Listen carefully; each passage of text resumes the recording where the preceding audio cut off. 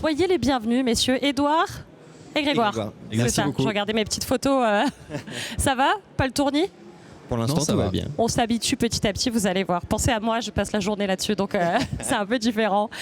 Édouard et Grégoire, vous êtes les cofondateurs de Weekend Do. C'est une plateforme de mise en relation publique entre le public et les artisans. Est-ce que vous pouvez nous en dire un peu plus?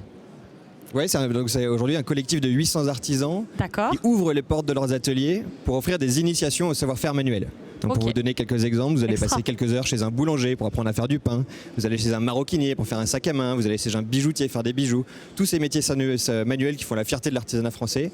On a créé des formats qui durent entre 2 heures et une journée pour initier les gens et qu'ils puissent repartir avec un objet fait de leurs propres mains à la fin de l'expérience. Alors j'allais dire, ça tombe assez bien, même si la création de votre entreprise précède la pandémie et tout ça.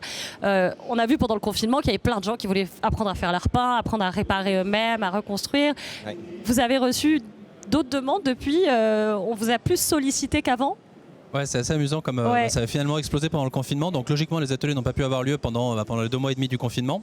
Mais par contre, on a énormément engagé les audiences avec qui on est. Donc une audience côté artisan et une audience côté aussi participant. Et on a fait des lives en fait où chaque artisan faisait une démonstration de son savoir-faire. On faisait aussi des ateliers en ligne où les gens pouvaient directement faire de chez eux, etc. Et on a eu des pics entre guillemets de participation qui étaient assez impressionnants à ce moment-là. C'est quoi le déclic à la création de Weekend Do? Vous étiez tous les deux liés au monde de l'artisanat? Ouais, complètement. Ouais. En gros, on a lancé la boîte il y a 3 ans et demi à peu près maintenant. Tous les 3 très proches, beaucoup de familles en fait qui sont dans l'artisanat ou des amis, et un sentiment un peu diffus que c'était galère quoi, un petit peu. Et on avait un petit peu de mal à mettre exactement des mots ou à analyser qu'est-ce qui était compliqué. Et résultat, on a fait un tour de France pour aller voir à peu près 500 artisans pour leur demander quelles étaient leurs problématiques rencontrées. Et il y avait 3 grands problèmes qui ressortaient. Le premier, difficulté à se distribuer parce que les grandes surfaces demandent des volumes importants assez standardisés. Ensuite, difficulté à se faire connaître sur Internet, parce que finalement, quand on est seul, on n'est pas grand-chose sur Internet. Et en plus, il y a une question de formation. Et le troisième point, c'était la notion de perception-prix. Beaucoup de gens trouvent l'artisanat très cher, et en fait, ils le trouvent souvent très cher parce qu'ils ne savent pas trop comment c'est fait, quoi. Donc, vous avez dit que vous alliez arriver à la rescousse. Exactement, c'est ça. Et proposer justement des services pour les soulager de ces difficultés, c'est ça? Exactement. Et on s'est dit, en fait, on va emmener les gens dans les ateliers pour qu'ils puissent mettre la main à la pâte et se dire, ok, j'ai passé une journée pour faire un meuble. C'est un petit peu curieux que cette table vale 15 € ailleurs, quoi. Bien sûr. Vous, c'était pas du tout votre vie au départ. Vous avez changé de vie pour vous dédier complètement à ça. Qu'est-ce que vous faisiez avant tous les deux? Alors Arnaud, qui est notre 3e associé, il était consultant chez Ernst & Young dans l'informatique. D'accord. Quand on l'a rencontré, il était sur le point de reprendre un moulin, donc de partir complètement dans l'artisanat. Oui, donc déjà il avait déjà un pied dedans, un pied dehors, donc on l'a rattrapé par le col. On lui a dit attends, on va te proposer un projet qui allie les deux. Moi, je travaillais dans la finance d'entreprise pour un groupe qui s'appelle Mantou aujourd'hui. D'accord. Et Édouard, tu veux? Et moi, je travaillais en cuisine avant. D'accord. Et après, on s'est rencontrés en école de commerce avec Grégoire, quoi. Donc, tous les 3 finalement une appétence pour les métiers manuels quelque part, quoi. Et après toi tu as le sang Limougeot aussi qui parle pour Grégoire. Ça c'est un beau lien. Ouais, qui est un territoire qui est très marqué et par l'agriculture et par l'artisanat, mais qui sont en fait des métiers dont on parle très très peu aujourd'hui. Toute ma génération, on a quasiment tous fini à Paris derrière un bureau, alors qu'il y a des superbes carrières à faire dans ces métiers-là et qu'on les présente malheureusement un peu trop souvent comme des voies de garage encore, quoi. Donc ça c'était pour le côté philosophique, j'allais dire la genèse.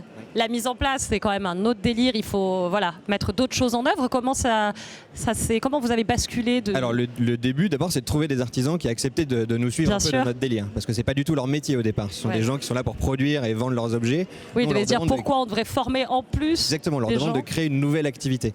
Donc au début, on en a trouvé 5 à Paris qui ont été peut-être assez fous pour nous dire allez, vas-y, on y va.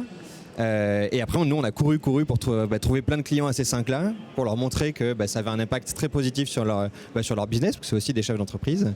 Et après, c'est quand même des métiers où il y a beaucoup de réseaux, donc ces 5-là ont parlé à leurs amis, qui ont parlé à leurs amis, qui ont parlé à leurs amis, et notre réseau d'artisans s'est développé comme ça. Économiquement, comment ça fonctionne? Les artisans avec lesquels vous travaillez vous rétribuent pour faire venir du public chez eux? C'est quoi le modèle? C'est un modèle à la commission, tout simplement, d'apporteur d'affaires. Donc en fait, on prélève une commission sur chaque réservation. Il n'y a pas d'abonnement pour nos artisans, donc ça leur coûte rien tant qu'on leur apporte pas de clients. Donc c'est vraiment gagnant-gagnant comme business model. Et vous sentez, il y a eu un moment où ça a vraiment pris, où ça a commencé à prendre son essor? Ouais, on l'a vraiment senti assez rapidement finalement. Donc au début, il y a toute une phase un peu de se dire, ok, comment est-ce qu'on va créer des ateliers qui plaisent au grand public? Donc on a beaucoup testé, on a beaucoup parlé avec les artisans, de se dire, ok, est-ce que c'est en fait une semaine? Est-ce que c'est un week-end? Est-ce que c'est une heure? Est-ce que c'est de la visite? Est-ce que c'est manuel? Donc toutes ces questions qui se posent, qui créent en fait le petit product market fit qu'on appelle. Et en fait, au bout d'un moment, on a trouvé un petit peu la clé, qui étaient des ateliers plutôt en centre-ville, qui devaient durer entre 2 et 3 heures, qui acceptaient 4-5 participants à un prix, disons, inférieur à une centaine d'euros. Et c'est comme ça qu'on a commencé à créer notre premier produit. Directement, on a senti une grosse traction, et ce qui nous a permis de faire la première année 1000 clients, 10 000 et 50 000 l'année d'après. Donc en fait, ça fait une croissance qui explose comme ça, quoi. Et ces ateliers, justement, ils se trouvent, ce sont des lieux dédiés ou c'est chez l'artisan à chaque fois dans son... C'est tout l'objectif. En gros, que ce soit chez l'artisan, justement. Donc il y a 3 gros piliers à la création de... Enfin, disons, au concept de Weekend Do, c'est d'aller chez l'artisan, donc ça se passe dans son atelier, comme ça l'artisan joue à domicile, il est à l'aise, on a tout le matériel aussi, donc ce qui est beaucoup plus pratique, et il y a un côté ultra immersif aussi pour le participant. Ensuite, il y a la dimension manuelle, donc le fait de transformer la matière, on prend du recul, c'est pas un ordinateur, on peut pas faire CTRL-Z pour revenir en arrière, si on rate son copeau, il faut recommencer, quoi. Donc c'est un peu aussi un travail d'humilité quelque part, et après, il y a une notion d'objet, c'est de pouvoir repartir avec un objet à la fin, et après, donc un objet, ça peut être du fromage, un sac à main, des saucisses ou un meuble, quoi, c'est hyper large. C'est extra. Et je me disais, il faut s'adapter, parce que vous le disiez, c'est jamais le même produit qui est créé, la même création. Donc je suppose que vous avez dû avant travailler avec chaque artisan individuellement pour dire je peux recevoir tant de personnes, je suis capable de proposer ce genre de formation. Ouais, c'est d'ailleurs notre premier métier en fait. C'est pas tout à fait une plateforme où les artisans s'inscrivent librement. C'est nous qui allons trouver les artisans et on crée le format de l'expérience ensemble. Donc on a toute une équipe quasiment de designers d'expérience qui vont faire tout ce que vous avez très bien dit, définir l'objet qui va être créé pendant l'atelier, combien de temps ça va durer, combien de personnes on peut prendre, quelles vont être un petit peu toutes les différentes étapes, parce qu'il y en a qu'on essaie de simplifier un petit peu aussi. C'est quand même un vrai métier d'être artisan. Ouais. Donc il y a tout ça. Donc c'est notre premier job, c'est de créer ces formats d'expérience là. À l'avenir, vous avez pour projet d'essayer de diffuser ça donc dans les centres-villes essentiellement, c'est ça ?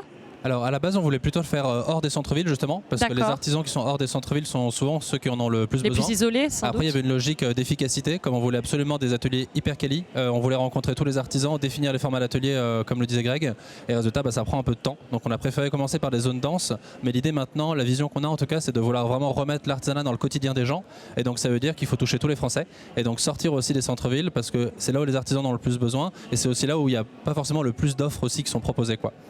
Alors techniquement, pour moi, pour tous ceux qui voudraient adhérer, comment ça fonctionne ? C'est hyper simple. Il y a un site qui s'appelle Weekend Do, donc c'est wecando.fr. Il suffit de se rendre dessus. On peut filtrer par zone géographique ou par savoir-faire, ou alors par durée d'atelier, etc. On sélectionne une date. Ensuite, on s'inscrit directement chez l'artisan. On reçoit les petites notifs. C'est vraiment hyper simple. On a appris en fait les clés typiquement de la réservation hôtelière, où en fait on a un truc totalement intégré. On peut très facilement voir ce qu'on va faire, etc. Il y a des vidéos, des photos pour chaque atelier. C'est vraiment ultra simplifié, quoi. Et ça marche très bien en cadeau aussi. Beaucoup de gens se l'offrent comme cadeau. Mais oui, c'est vrai. C'est une super idée. C'est ça, ma tante qui a toujours rêvé de faire de la céramique, mon oncle qui voulait bosser, je sais pas, un couteau, enfin n'importe quoi. Cliché. Et en fait, on se l'offre, ouais, c'est un peu, c'est vrai. Et pour le coup, ça marchait extrêmement bien en cadeau, quoi. Et vous êtes partout en France, il y a des territoires qui sont plus difficiles d'accès pour vous. Vous avez trouvé, peut-être vous avez rencontré des difficultés à...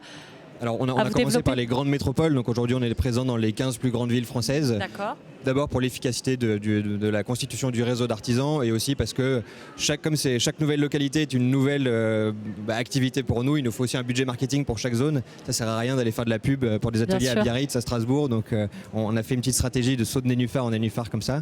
Et aujourd'hui, à partir dès le mois de janvier, on va commencer à avoir une stratégie beaucoup plus nationale pour créer des offres partout en France et bientôt en Europe aussi. Je pense que ça fait partie des objectifs à moyen terme. Les retours des artisans, vous en avez, je suppose sont plutôt positifs. Est-ce qu'ils vous font des remarques aussi plus constructives, mais peut-être pas toujours auxquelles vous n'aviez pas pensé peut-être ? On est hyper proche en fait des artisans. On a aussi, dès le début, on avait un statut d'association en fait qu'on a finalement conservé en parallèle de la partie entreprise et qui nous sert en fait à animer la communauté d'artisans. Donc on a créé beaucoup de choses pour les artisans. On fait des pots, on se retrouve pour en gros boire des bières et discuter tous les mois, tous les deux mois. L'abus d'alcool est dangereux pour la santé. Oui, c'est vrai. Le petit déclaratif. Bon, en gros, on se retrouve pour boire un verre simplement. Dans ces moments-là, on fait aussi des formations. premièrement, on a créé une monnaie virtuelle qui s'appelle le Can-Do, qui est une monnaie de temps, et chaque artisan a le droit à 3 Can-Do qu'il peut dépenser chez un autre artisan. Donc ça permet d'enrichir son savoir-faire, de faire du lien social, etc. Et en fait, ça renforce le tissu de la communauté, quoi. Donc il faut voir que les artisans, on en a au moins une quarantaine par jour au téléphone constamment, quoi. Donc c'est vraiment une relation de proximité. Et c'est ce que disait Grégoire, l'aspect de ne pas être simplement une plateforme, mais être une plateforme qui est vraiment... Enfin, souvent lorsqu'on a une plateforme, on est soit orienté côté client ou côté artisan, et c'est vrai qu'on a un tropisme assez fort sur la partie artisan, parce qu'on a été directement au début dans la co-construction avec eux des offres, etc., quoi. Et je pense que c'est ça aussi qui plaît aux participants des ateliers, c'est qu'en fait c'est très vrai, et c'est que c'est des artisans qu'on connaît, donc on sait en parler, résultat, et qu'on connaît bien aussi, donc le temps on a pu créer des formats qui leur ressemblent aussi quelque part, quoi. Quelles sont les prochaines étapes alors pour Weekend Do? C'est quoi vos projets? Alors dans les projets, il y a élargir toute notre gamme d'offres, donc par type de cible. Donc on va avoir des gammes pour les enfants qui vont sortir, des gammes pour les familles, des gammes pour les entreprises, des gammes. Donc élargir un petit peu cette gamme-là et continuer l'expansion géographique qui aujourd'hui se fait ville par ville et transférer ça sur l'ensemble du territoire français et quelques capitales européennes bientôt, on espère, quoi. Et vous sentez, ce serait merveilleux d'arriver à créer des réseaux plus européens, peut-être même transfrontaliers, tout ça serait génial. Vous sentez l'engouement du public? On vous suggère des choses, parfois les gens interagissent avec vous pour vous faire leurs suggestions. Ouais. En fait, ce qui est marrant, c'est qu'au début, le projet est vraiment né dans une dynamique de venir en soutien aux artisans. Et en fait, très rapidement, on s'est rendu compte que les participants aux ateliers revenaient mais avec des étoiles dans les yeux absolument dingues. Et on s'est dit, ok, c'est hyper sympa ce qu'on a créé, mais pourquoi en fait derrière il y a autant d'engagement? Et c'est qu'en fait, on représente vraiment ce côté se reconnecter à quelque chose de réel. Beaucoup de gens bossent dans le tertiaire maintenant sur ordi. Et en fait, on a un peu oublié l'usage de ses mains. On fait plus de cours de couture à l'école. On n'apprend plus beaucoup finalement à utiliser ses mains.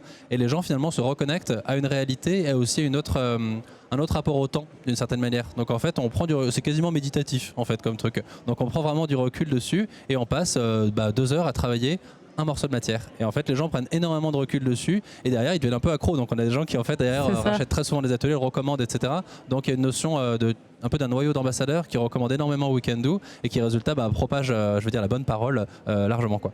L'idée, c'est aussi de créer une nouvelle offre touristique pour tous les touristes. Alors cette année c'était un peu compliqué, mais pour tous les touristes qui sont déjà venus à Paris 2-3 fois, qui ont déjà fait le Louvre, l'Arc de Triomphe, etc., les emmener faire un sac à main chez un ancien d'Hermès ou... D'ailleurs on parlait d'agro-tourisme, on pourra peut-être parler un jour d'artisanat. Oui, il y a tout ce qu'on appelle le tourisme de savoir-faire qui est en train de se développer et on espère bien prendre une belle part de ce gâteau-là. Ouais.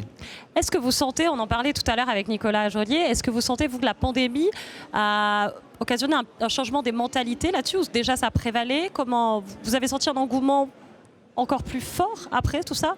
Les gens se sont posés pas mal de questions, du retour aux activités manuelles, au sens, à la création. Ouais, complètement. En effet, pendant le confinement, c'est un peu ce qu'on évoquait au début, le fait que beaucoup de gens ont voulu se réutiliser à nouveau leurs mains. Et là, on le sent. En fait, on arrive dans un monde d'après, ce qu'on dit beaucoup. Et on sent vraiment qu'on est une entreprise en tout cas qui peut accompagner un petit peu ce rebond et de se dire, ok, en fait, comment est-ce qu'on vit différemment? Comment est-ce qu'on consomme finalement un petit peu moins, mais finalement beaucoup mieux? Comment est-ce qu'on apprend à réparer? Comment est-ce qu'on apprend à concevoir de manière à ne pas avoir à réparer ou à jeter à la fin, etc. Et en fait, ce qu'on propose est hyper rassurant parce que en fait, quand on vous apprend à fabriquer un meuble, vous appuyez sur un bouton, c'est vous qui avez fabriqué le mécanisme qui va ouvrir un tiroir typiquement, alors que quand vous êtes sur Internet, vous appuyez sur un petit bouton, il y a une espèce de black box derrière et vous avez quelqu'un qui arrive chez vous avec un carton. C'est ça. Et en fait, il y a un côté un peu, on ne sait plus trop ce qui se passe, il y a un côté reprendre le contrôle. Et comme la pandémie était mondiale, il y avait un sentiment total de perte de contrôle parce que c'est largement plus grand que nous. Et là, en fait, c'est des petits pas qui permettent de se reconnecter. Mais on va partir sur des débats philosophiques, dites-moi. Ça ne va jamais s'arrêter. Mais en tout cas, oui, ça fait plaisir. Et effectivement, sur la scène de l'Ampli, c'est ça qu'on va vous présenter, des entreprises comme la vôtre, comme Weekend Do, qui s'engagent socialement, qui sont éco-responsables, qui anticipent le monde de demain et qui sont vraiment acteurs très motivés pour nous aider à passer les étapes d'après. Merci beaucoup en tout cas à tous les deux, Grégoire et Edouard, d'avoir été avec moi sur le plateau de l'Ampli et j'espère qu'on pourra vous recevoir et suivre le parcours de Weekend Do parce que franchement ça fait plaisir à voir. Merci beaucoup.